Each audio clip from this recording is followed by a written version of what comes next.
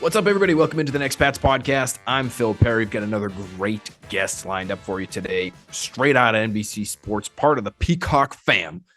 It's Connor Rogers. He's been on the pod before. So much draft intel. We're getting into this Patriots draft, the picks he liked the most, the ones he had some questions about. We're also going to dive into the rest of the AFC East. Connor does a fantastic job covering the Jets for SNY. And so we're going to dig into what they did on draft weekend, as well as the Dolphins and the Bills. He covers it all when it comes to the NFL draft. So great guest to have on with us this week. But first, before we get to that, we have a rookie minicamp we have to recap. We're going to do so briefly.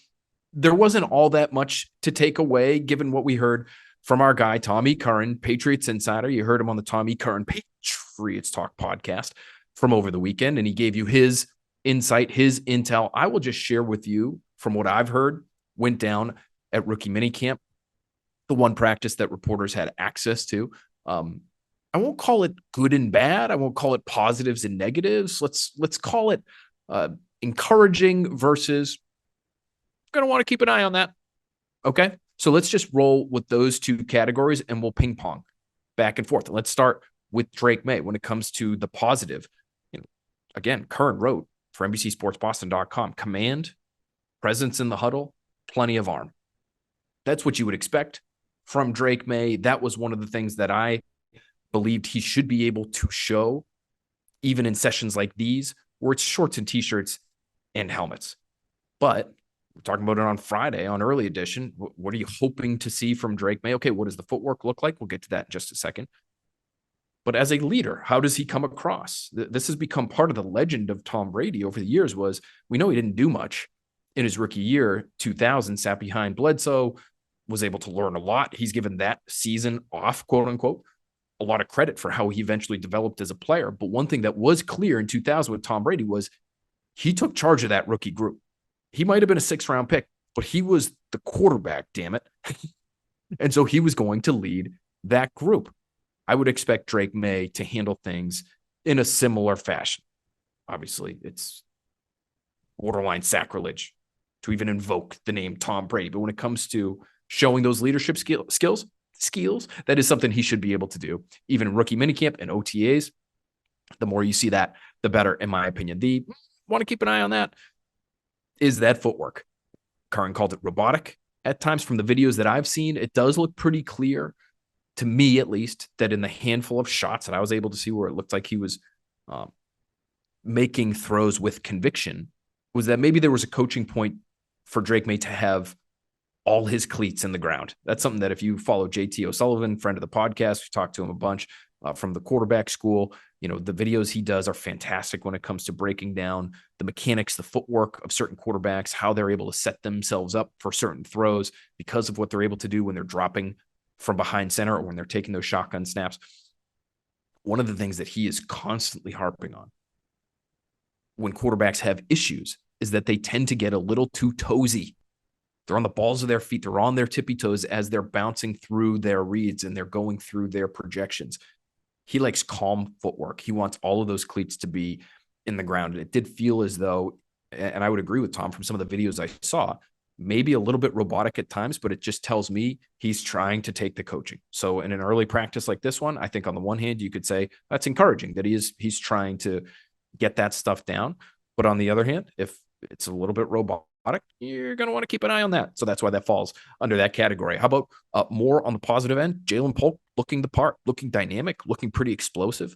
When you see a big guy like that, he's 6 foot plus, 200 pounds plus, get low to the ground and be able to show off some flexibility in his hips and his lower half and his ankles, even on a simple thing like a comeback route. You could pull up the videos as well as I can on Twitter right now. Ja'Lynn Polk just going through some of those motions, even against air. For a man that size, I'm not saying he's DK Metcalf or anything. He's not Rob Gronkowski.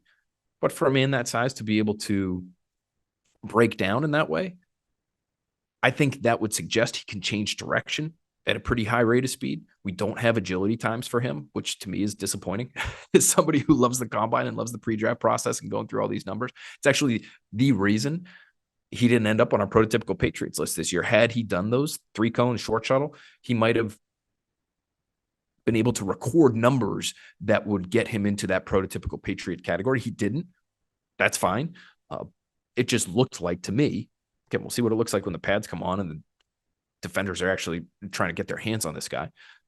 It looked like a guy who can get low and has some pretty good flexibility for a guy who has some pretty good size as well. And as we heard from Field Yates last week, he's got better than you think athleticism. We'll see. But that to me is a positive from rookie minicamp, the 2 sessions that they had. Back to the, let's keep an eye on that one. Let's go back to Drake Maye, because as nice as things looked with Ja'Lynn Polk and as good as Polk made Maye look at times, saving him on a couple of throws, it sounds like that were a little off the mark, thrown a little bit behind, not disaster throws, not WTF throws. It did sound as though there were, and again, this is sort of to be expected. This is part of the Drake Maye experience. Some quote unquote inaccurate throws that may even have still been caught. So a little bit errant. Again, I think you'd expect that this time of year, especially with some footwork work happening.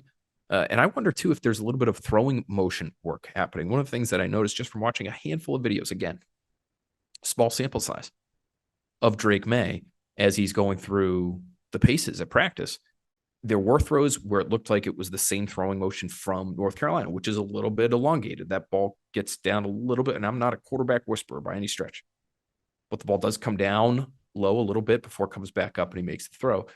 There were also a couple, and my guess is these were quick game types of throws where he's just pulling it from his sternum right up to his ear and letting that thing rip. So I wonder too if that is a coaching point for him. What we do know, what I can tell you, is that both Alex Van Pelt and Ben McAdoo, two coaches, that are really focused in on the fundamentals and the techniques of playing the quarterback position.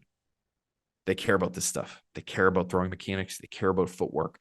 And so it wouldn't stun me if, as soon as he hits the ground running at Foxborough in his rookie minicamp, his first practice as a member of the New England Patriots, these are the kinds of things they're already trying to get on him about. And as time goes on and as it becomes more about the playbook versus the mechanics, maybe they ease up on some of those. But this would be a good time for them to harp on some of those things. Okay, back to the positive. We're going to go 3-3 here. So last one for me on the encouraging end. Layden Robinson at left guard. This guy played right guard and right guard exclusively at Texas A&M. I wonder if he is in line to potentially be their left guard in the starting lineup as soon as his rookie year. Because when you take a guy in the 4th round at that position, generally speaking, you think he's a starter. And he doesn't have center experience. Again, he doesn't even have left guard experience. Could they train him to be sort of the do-it-all guard type, the left and right guard, and be a backup? I guess they could. Maybe that's the process that got underway this past weekend. But with Cole Strange dealing with injury, and he's dealt with injury for obviously a significant portion of his first couple of years in the league, I'm wondering if they're getting that guy ready to start at left guard. So encouraging in that, they at least have him there in a new position, and maybe that's the track they're putting him on. If he's able to do that and do it effectively, that's a big pick. That's an underrated. That's an important pick for them that they made on draft weekend in the 4th round.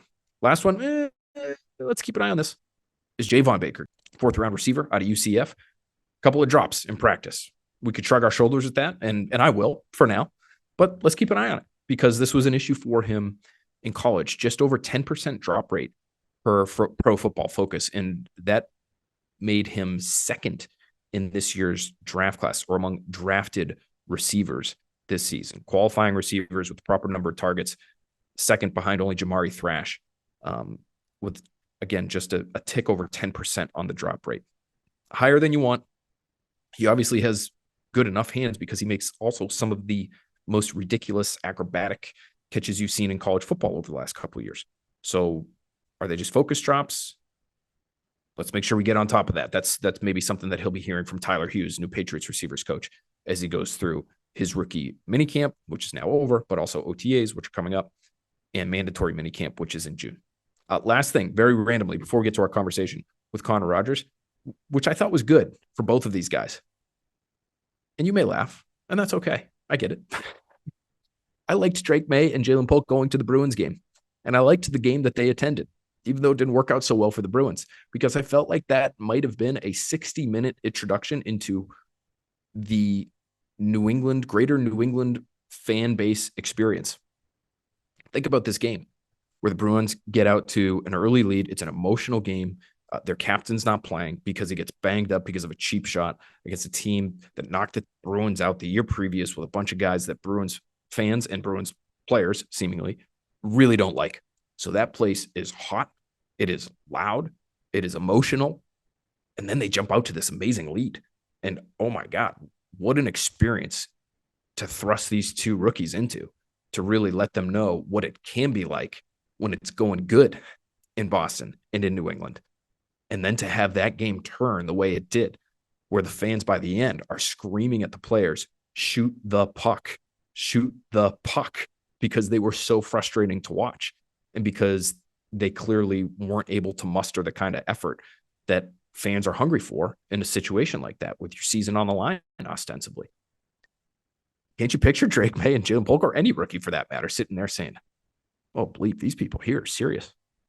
Anyway, I thought that game and the experience that maybe they had in that moment could be indicative of the kind of experience that they and the Patriots and this young group that is potentially leading this team moving forward will go through too. They're going to have moments where the fans at Gillette Stadium are telling them just how badly they suck. That probably is going to happen at some point. And that's okay, because when it's going good, there's no better place to be. I think maybe they got a little taste of both of those this weekend at TD Garden. Okay, that's it for the rookie minicamp recap. We'll have plenty more. OTAs are coming up. We've got mandatory minicamp that's coming up as well. We're going to be able to be watching these guys for the next couple of months on and off, even before training camp. So we'll have plenty more takeaways as time goes on here.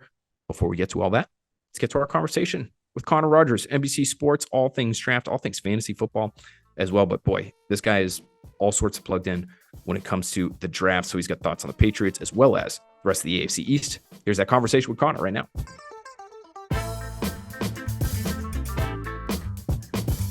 There he is, very excited now to have with us Connor Rogers, NBC Sports NFL Draft, Fantasy Football Happy Hour. The guy's covering the Jets, NFL Stock Exchange, Pro Football Focus podcast. I mean, he's a busy man. And the fact that he was able to carve out a few minutes for us here today is incredibly well appreciated. Connor, thanks for being with us, buddy. Dude, you know I love talking to you, Phil. We always have a good time, man. So I'm happy to be here. Thanks for having me. We do. You've got, this man's got a wedding coming up, so there's all sorts of stuff happening in his life. His hair is still just completely on point. Lord knows how long that thing takes to get all coiffed properly. He probably just wakes up that way. But let's talk some draft here, buddy. Let's talk Patriots draft. You're fantastic for us to chat with because you've got perspectives on all of these different draft classes. So we're going to go over a little bit of the AFC East. But let's start with New England. Let's start with the quarterback, Drake Maye, 3 overall. You had him as your second favorite quarterback in this year's draft class. Tell us why and tell us what you think about the fit here in New England. Yeah, I looked at Drake Maye almost in his own tier, right? Caleb Williams was kind of standalone for me, but my only other quarterback in the top 10 overall, my big board, was Drake Maye. And then I kind of had this cluster where Michael Penix was my next guy alongside Jaden Daniels, and on it goes. So I saw this differently, clearly, than a lot of the league, where I felt like consensus was Jaden Daniels was QB2, where for me, it was, pretty clear cut. Now, I understand what Drake Maye, the bust concerns, the floor concerns. Here's a little hint here, Phil. Every quarterback that, goes through the draft process has big time bust concerns, as we've learned over our lifetime of watching football. And with Drake Maye, younger prospect in a offense that did not help him this year. If anything, it helped him form some bad habits, taking chances, throwing into double and triple coverage, throwing off the back foot. Those are things that over time, especially for such a young quarterback, are correctable. What you can't teach with Drake Maye is that he's going to play at 230 pounds. He's a good runner. In 2022, the athleticism to me really, really stood out. He could push the ball down the field. He sees the middle of the field well. I think you can get him working off of play action. And I think he's a guy that can make a lot of the spectacular plays that not every quarterback that comes into this league can. While I think durability will be a plus for him because of that size. And you couldn't say that about a lot of the quarterbacks in this draft, quite frankly. It's kind of what gave him a little bit of an edge in a lot of different areas. But to me, with Drake Maye, if you run an offense that really allows him to throw the middle of the field while using that arm to challenge over the top and getting him to play a little bit more in control, where at UNC he had to be such a hero in 2023. I mean, He was pressured all the time. He was running for his life. He was trying to make things happen. And sometimes that worked out for him. Sometimes that went against him. But I like the situation too, because you're in a room with a pro, with Jacoby Brissett. You don't have to throw him into the fire and say, hey, you're going to carry those bad habits straight from college into the NFL with you. Let's work on these things and let's maximize your strengths. And you have to love the strengths of Drake Maye. Oh, and I'm with you when it comes to the size, the durability factor, the willingness and effectiveness thrown over the middle of the field. Those are some of the reasons why I liked him a little bit better than Jaden Daniels. And so to me, the Patriots lucked out with the way this thing I fell. thought so. And, they're picking third in a 3 quarterback draft, and they would have been happy with any of those 3 guys. But I think they landed on one that will be potentially the best of the 3. I think there is a world in which he ends up even more effective, than Caleb Williams. Caleb Williams in a better situation right now. He's got some better receivers to throw to, a little bit better offensive line there. So we'll see how that all works out. But I think it did work out well. Think of the calls, right? One last thing on Drake Maye. Think of the calls New England got. Kevin O'Connell knows a thing or two about quarterback play. Brian Daboll knows a thing or two about quarterback play. Those 2 teams were willing to pay significant prices to come into number 3 to draft Drake Maye.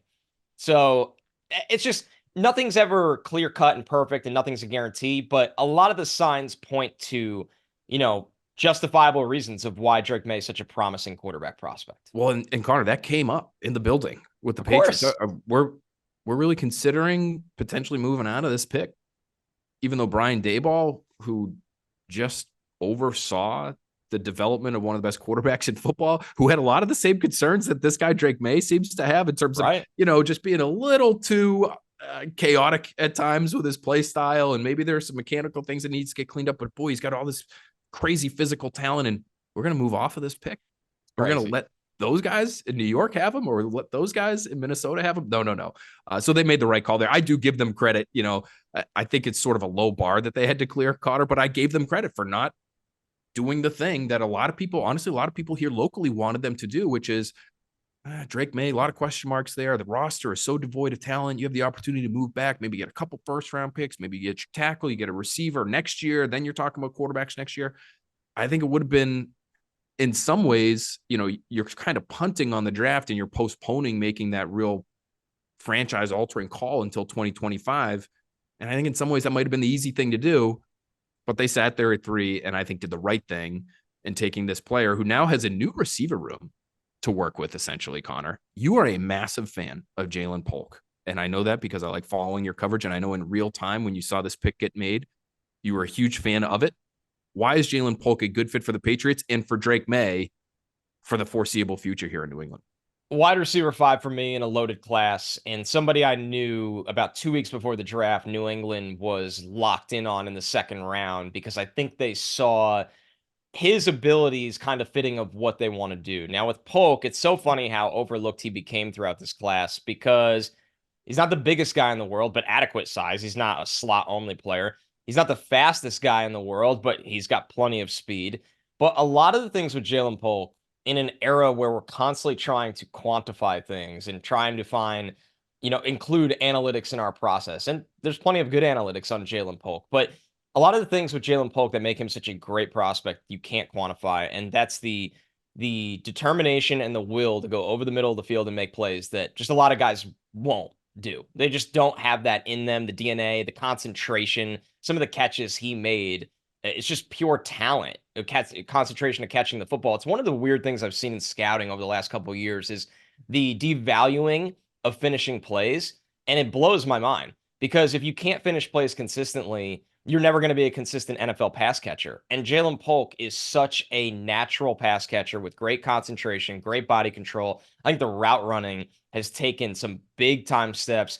He's coming out of an offense coached by Ryan Grubb, who's now the offensive coordinator in Seattle, where these receivers were asked to do a lot, and a lot was put on their plate, whether it was playing inside and outside, working vertical concepts, working over the middle of the field, setting them up for run after catch opportunities.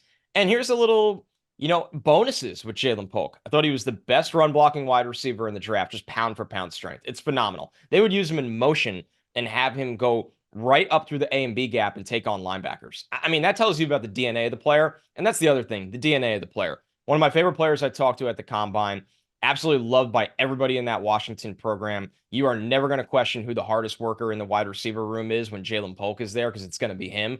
And he just matches the future with Drake Maye under center so well. A middle of the field thrower with a guy that constantly works in between the numbers and makes difficult plays.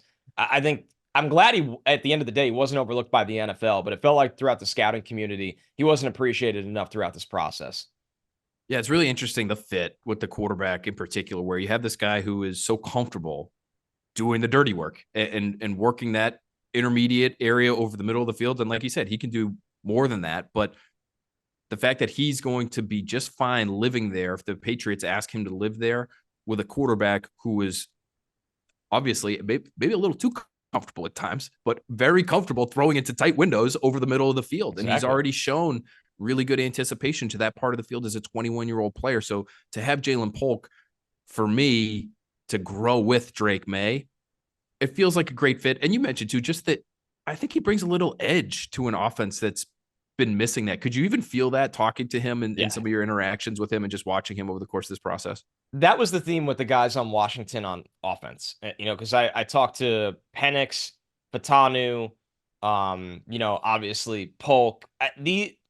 The practices there were different this year, and I had talked about this with a lot of different scouts and coaches throughout the year, like what was going on at Washington over the last 2 years. It wasn't a surprise to a lot of those people that they made to the national championship game when nobody expected them. They were underdogs against Oregon twice this year. Okay. That's how overlooked they were. 10-point underdogs at one point. So those practice habits are what really make pros. And I think with him, yeah, you're right. Like the Patriots are going through a change, a new era. And you're going to need a couple guys, not a million guys, but a couple guys to kind of usher in and really carry the flag and be a part of that. And Drake Maye, it's not just because he's a quarterback. I like the way he's built as well. But Polk is another guy like that everybody is going to be working a certain way and taking on a different mentality for a new era with a new staff and all these changes, and not having really any fear of that, because both those guys have done that in college before at a pretty high level. And I love your point too about, athletic enough. I think his athleticism has been devalued. People just look at the 4.5 and say, well, he's not fast. It's like, okay, it was a low 4.5. It's not like he's not like, we're going to talk about a guy who just ran a 4.6, had some real concerns, went at the very top of the second round, even before Ja'Lynn Polk. But the vertical was 75th percentile, broad jump, 88th percentile, the 10-yard split, 1.52, that's 76th percentile. This guy is a good athlete with good size and has the mentality that we're talking about that I think is going to allow him to be a really effective pro for a long time. Connor, was there a number one concern, or what was your biggest concern for the Patriots coming away from this draft class? Was there one pick or a couple of picks or a strategy that you didn't love out of New England? I'm fascinated by the road they take with Caedan Wallace, right? Because you use a top 75 pick on Caedan Wallace, who played right tackle for Penn State, because obviously Olu Fashanu was their left tackle the last 2 years. And it's a team to me that, in my opinion, really needs help at left tackle right away. It's not one of those situations where we're like, hey, we got this Band-Aid option while we bring along another guy. Wallace, to me, and it could work out. He could easily move over to the left side and be a very capable starter. But it's interesting to me that I don't know if he's afforded this grace period that I personally think he needs. So, and they used a top 70 pick on him, which is a pretty significant investment. I thought Wallace was, coming into the draft, an underappreciated player. I had him in my top 150 and nobody was talking about him. And then once again, it's one of those, the NFL really, really liked him. He went in the top 70, and the Patriots didn't take him. He still would have went in the top 100. It wasn't, oh, wow, what a crazy reach. But he's going into a situation where the bottom line is, at the end of the day, he's switching positions for a team that really needs help there right now. So I think that's one for me where I would have liked to see them find a way to get a little bit more aggressive for the tier 2 of tackles, whether that was Sua Matia or Blake Fisher or somebody in that mold that I valued a little higher than Wallace. I definitely have my eyes on that one. And then, you look at the offensive line pick after that, Layden Robinson, I thought once upon a time was going to be a top 50 pick. Some of his flashes as a run blocker are pure dominance. But another guy that, like, the pass protection has just been a significant issue throughout his time at college football, finding consistency with that. So if you can coach him up to be an adequate pass protector, he's always going to be a plus run blocker. So they got their work cut out for them on coaching this offensive line. I'm not really worried as much about the quarterback and the wide receiver picks, and even taking on a developmental corner like Marcellus Dial, who I think has a lot of traits But the offensive line staff, I think they really got their work cut out for them. And that's a really, really big trickle effect on how the quarterback and wide receivers produce. So it's something I'm going to be watching going into this year. Yeah, and they've got a new offensive line staff there. Scott Peters never been a lead offensive line coach, so he has an opportunity to do that. We'll see how it goes. Maybe he's able to flip Caedan Wallace, and it all works. He just can make fine, his mark quickly and loudly. Gosh, it seems like a difficult thing to ask of a guy, though. I just wrote about some of the high end examples of guys that have made this switch from right tackle to left tackle and made it look good. And you're talking about guys that are first round picks and like among the freakiest of freaks. Tyron Smith did it. USC right tackle, obviously has, like an unbelievable left tackle career with the Cowboys, now with the Jets. Tristan Wirfs was one. Jedrick Willis, that was right tackle at Alabama, and then goes to Cleveland and they ask him to play left tackle. And he's been there for a while, but he had some really early struggles though, right? Like that's the thing. If you need Wallace to be good out of the gate, that's where it's a leap to me. Right. So it's definitely going to be the one thing I'm monitoring from this draft class. But the Patriots had a ton of needs, and you're not going to come out of a draft and be like, wow, we solved 5 things with perfect players. Like that world just doesn't exist in the draft, but it's definitely one that I think at the end of the day, they wish they came away with, maybe a little bit of a surefire answer in a different way. Right. Like you said, maybe we'll come away with this and say, oh yeah, no, he is a Wills. He is a Smith. He is a Wirfs. I don't know if we're going to be saying that in the next couple of years. Let's just very quickly kick around some of these other teams in the division. We've talked about the Jets very briefly here already. That's a team that you know very well from covering them as closely as you do. Give us one word, Connor, to describe the Jets draft haul. Responsible, I think is how I would put it. I think that they were or a lot of people were so enamored with them coming away with a, Ferrari at the 10th overall pick in Brock Bowers. And that's a lot of fun. That's something that we get to talk about on Fantasy Football Happy Hour. And Jets fans are wearing Brock Bowers jerseys, and maybe he catches 8 touchdowns and you love it. But then what happens when you deal with injuries on the offensive line again, and your quarterback gets hurt again, and you can't run the ball, and the offense can't function? So taking Olu Fashanu to me was the responsible pick at the end of the day for a team that they bought a lot of offensive line additions, right, in free agency, and they're hoping that Tyron Smith and Morgan Moses at age 33 could stay healthy. But now they got insurance, and they got a long-term answer in a player that has a lot of upside. I really like the Malachi Corley pick too. I know he's a little bit of a gadgety kind of guy. I know there were teams that had him on their board not as a receiver, but as a running back. And so it just kind of speaks to what he is as a player. And I wondered, because there's so much Packers influence here in New England now, if they would have seen him as a Randall Cobb type, as, this versatile player. You can use him in a variety of different roles. And I wonder if Aaron Rodgers will see him the same way. Do you think that he can make a real impact right away for them? Yeah, he's going to play right away, and they can kind of leave the slot open for him, which kind of, it allows you to do a lot of the things that the Niners and Mike McDaniel in Miami, a lot of those teams like to do with their slot receivers, get them moving around the formation, use them on jet sweeps, use them on bubble screens, and all these different ways to get them the ball. Because you have Garrett Wilson and Mike Williams on the outside, which kind of affords the opportunities for Corley to thrive where he's most comfortable. So yeah, it's one of those ones where it's not a true wide receiver, but with how much Rodgers loves the quick game, you couldn't be surprised by this being his stamp of an addition. How about Buffalo? We just mentioned the 4.6 receiver went at the top of the second round. That was Keon Coleman. Man, coaches love this guy, Connor. From people that I spoke to leading up to the draft, it's like the competitiveness that sort of oozed off him, the personality. He does have this big personality. He's gone viral a few times already since being drafted. Hasn't even played a snap yet. But what do you make of this Bills draft? What's your one-word description for this Bills haul? I think risky, honestly. I look at it and go, okay, I like Cole Bishop. I liked Cole Bishop in the 3rd round. You took him at 60, so now you really need him to be a day one contributor, which he can be with everything in front of him. Dwayne Carter, I love the pass rush tape in 2022. I thought he took a step down in 2023.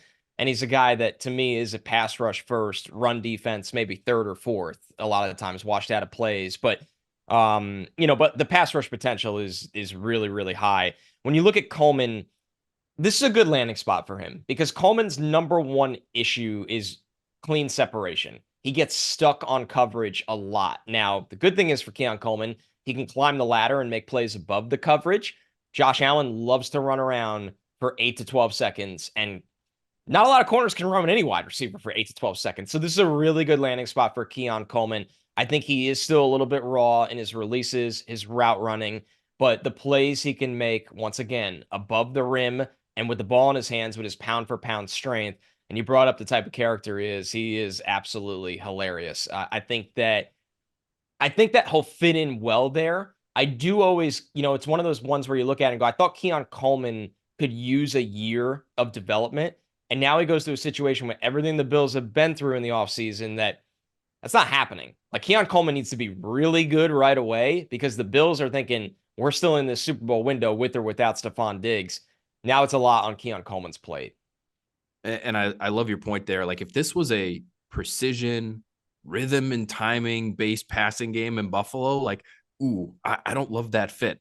But if you're going Josh Allen playground style football, in critical moments all throughout games, week to week, like, that's a guy who I think could make a big impact right away. Let's get to the Dolphins. Now, I think, having followed your coverage, Connor, I think this might be your favorite draft in the AFC East. So tell us what your one-word description of this Dolphins draft haul. And they, number 21, just for our listeners, Chop Robinson, pass rusher out of Penn State.